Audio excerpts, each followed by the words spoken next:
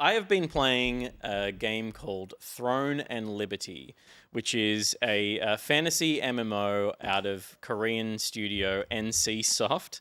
NC Soft are the devs behind the Lineage games. They're also a publishing house, and they published Guild Wars and Guild Wars 2.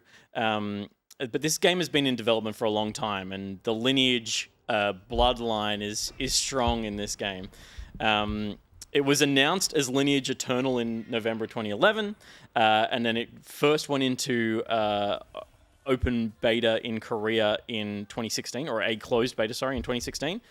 Then it became Project TL in 2017, and is now, 13 years after the initial announce, playable in open beta. Up until yesterday, it was in the West, in Australia. South Korea have been playing the beta since December, and it was using AI. Overdubbed into English for the open beta for us to play. And I jumped into this game expecting, based on what it looks like, for a very traditional MMO. It absolutely is that. It plays and feels like those classic MMOs, but there's some modern tweaks and there's some expediting to the leveling and the game feel that I think makes this way more appealing than I thought it was going to be. Cool. I have played about 10 hours. I'm level 20 something. I believe the level cap was 40 or 50 in the beta, and people were hitting it. They were just going so hard.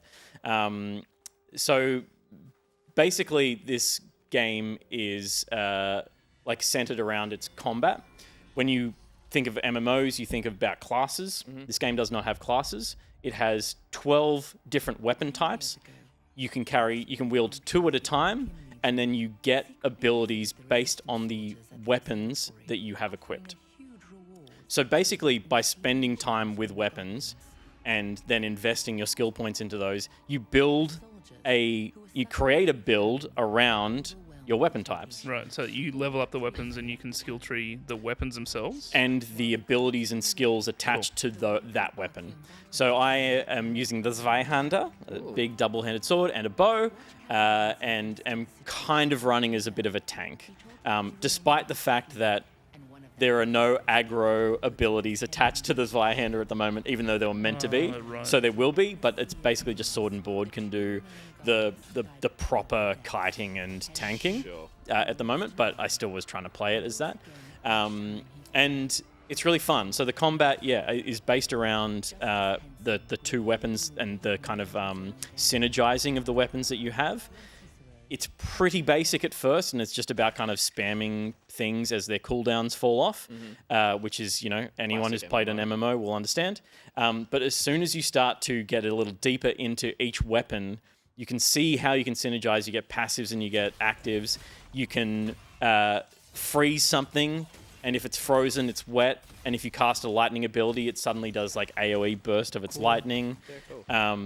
So there's in the way that Divinity excited people about how environmental and I guess what do you call it? Just effects can layer on top of each other. When it's raining, that same thing happens. Enemies are wet. You can do lightning damage. When the wind is blowing a particular direction, enemies get wet. The enemies get wet, and the lightning does AoE damage. Yeah, cool. But your ranged weapons do more damage if you're firing in the direction the wind is traveling. Shit, that's sick. There's some in every part of this game. Is What just about if the enemies are wet? Then they get more damage from the wind and the wetness and the lightning. Gotcha.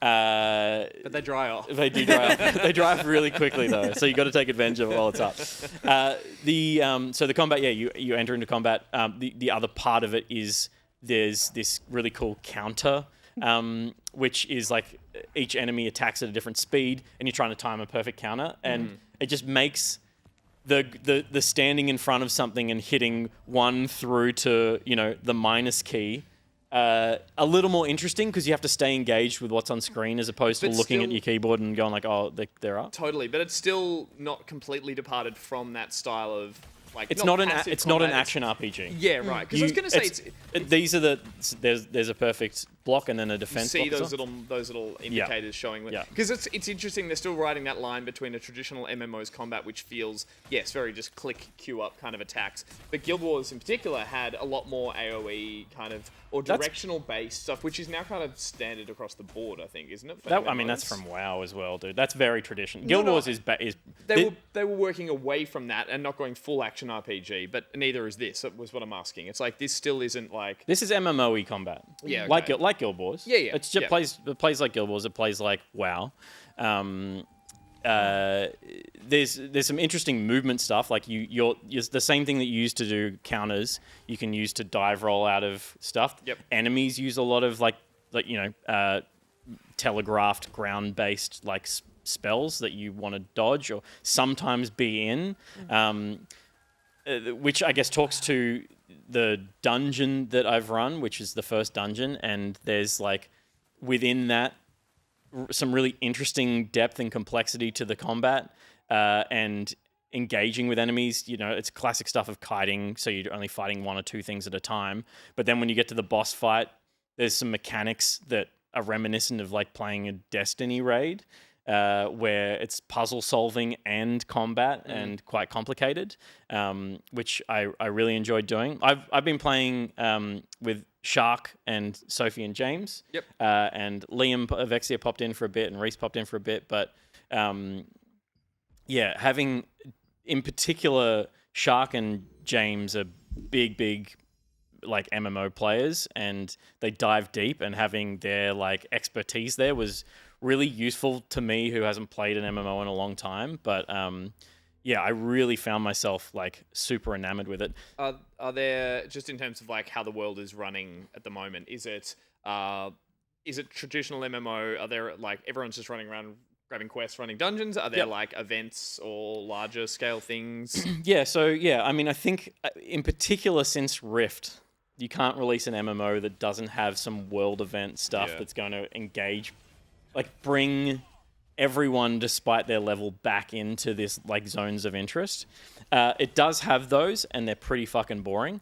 There's kill as many wolves as you can in a certain amount of time, hand in the pelts. Whoever hands in the most pelts wins. Gets wet. You just get you get loot drops from it. Yeah, right. There are some slightly more interesting things with there's tiered world events. So if you get through the first tier of it, then it unlocks the second part. An example is collect seeds instead of collecting by killing stuff. But if you collect enough, then there's an escort mission of these brothers trying to cross that field. So it adds layers of complexity and changes. So the more people that get involved, the better you do. That's kind of cool. That's stuff. I was going to ask, have they evolved any of these mechanics, given that it's been in development for so long, but also that the MMO kind of genre feels that it's done a lot of the same tricks? Have they got what's, again, I saw you turning into a fox or something, but what are the unique things about this that feel different? Well, I mean, that's mostly a stylistic thing. When you sprint, you turn into a wolf. When you swim, you turn into an otter. Yeah. Right. And when you jump off ledges, you can turn into a eagle and fly. Yeah. Right. But people will try and shoot you for pelts, feathers, and smaller pelts. And that's how this is a free-to-play game. Yeah. I should have mentioned that earlier. And they've monetized the game mostly in selling cosmetics. Okay. Yeah. There are some things that people are worried are a little bit pay to win. They're not too bad in that direction, but they're definitely incentivizing buying to speed up some progressing things. I haven't delved into it really, but I think it is upgrade stuff for weapons and abilities that you'd otherwise have to grind a long time for. Yeah. And that stuff always feels a battle pass sort of thing. Yeah, there are battle passes, absolutely, yeah.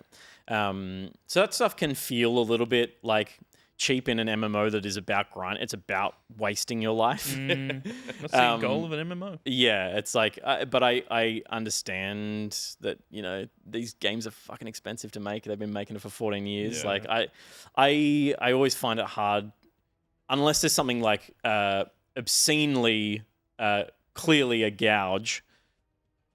They've got to try shit. Yeah. And if people, it's like, I don't know. It's a hard conversation. Yeah. I've spent thousands of dollars in Dota, and I don't need to spend a cent, but I want to support the game. I'm the same. So yeah, that's a hard part of the conversation. Story is generic as fuck. The least important thing in any MMO, story-wise, and like world setting and all that kind of stuff, is the setting is cool. I love the design of the world. It's like it's really classic fantasy, but every zone that I've been in feels cool and interesting, and like you travel through a canyon and suddenly you're in kind of more of a more of a gorge. It was more like this is like England, right, or like green Europe, and then but then I believe it's called Greenland. green Europe. But you'll pop up in something that feels a little more like Middle Eastern kind of Turkish or something. So there's definitely some variety that feels cool. But story-wise, I couldn't tell you what's going on. No clue. It's not engaging. However, there are some interesting missions. There are some cool mission designs, and there's some dark places, and there's some decent direction of the cutscenes in a way that it surprised me of not leaning away from some darker themes and and then like some instanced story beats as well, where I'm running around with a party, but I'm up to a mission that it wants me to be alone in, so it forces me to be instanced into that, and then it can tell it can make a mission play out that has a few different elements to it that otherwise would be ruined by a party of 6 people just killing shit, right? Yeah. It goes like time-based things and big boss fights and stuff like that. Always checking your gear, running into the room where the boss has just died. Everyone's moving forward. You're like, just wait a second. Wait a second. I gotta read this. No, I have no time. Yeah, I'm always playing catch up. But people who are really interested in min-maxing and like a lot of depth are going to find it here. Cool. Because there's some depth and complexity to every system in this game, and there are a lot of systems in this game. Yeah. So it's really deep, and I'm impressed. And it's out in September, and I feel like I'll probably play it. Yeah, cool. Because I'm not overplaying it, and they took it away from me. Plus, MMOs come and go. Like I should actually say, I think most of our the friends of forever. Not like, I would say, speaking to the people on the couches here, your time with MMOs feels like, you have those moments where like I feel like deep diving into one for a month or two, and then it's like you can get exhausted by them. Obviously, people spend a lot more time and effort in them, but that's how I've always felt. I know you've dabbled in MMOs, and then you're like, had a really great time with this, then you need to step away from it, kind of thing. Like, yeah, but like you go hard for a long time. Like I played a lot of Rift, and I played a lot of Guild Wars 2. Yeah. And then a lot of Old Republic. Oh man, I'd forgotten every moment of Old Republic. I know, but I know I spent hundreds of hours playing. Well, I guess what I'm saying is be careful. Yeah, no, totally. Yeah, totally. It's the reason I avoid MMOs is the time sink. But I guess that was my point. Is like knowing that. Yeah. You still see this was entertaining. I didn't want to play this because I thought it might get me.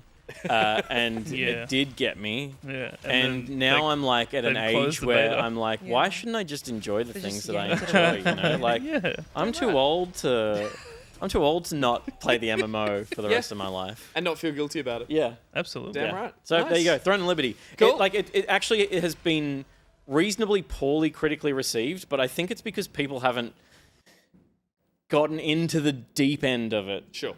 Like I think that like most of the positive reviews I've seen are people who have uncovered the synergy of the combat, which is absolutely the most interesting thing in the game, and taking advantage of all that environmental and the weather-based stuff, and utilizing the ability pools that you get by having different weapons is just really interesting, and reminiscent of like Final Fantasy 14 and like the jobs that you can have as opposed to being like so heavily into being a tank, a paladin kind of thing. You can be a couple of different things just by changing your weapons loadout. Cool. Yeah, that's awesome. Nice.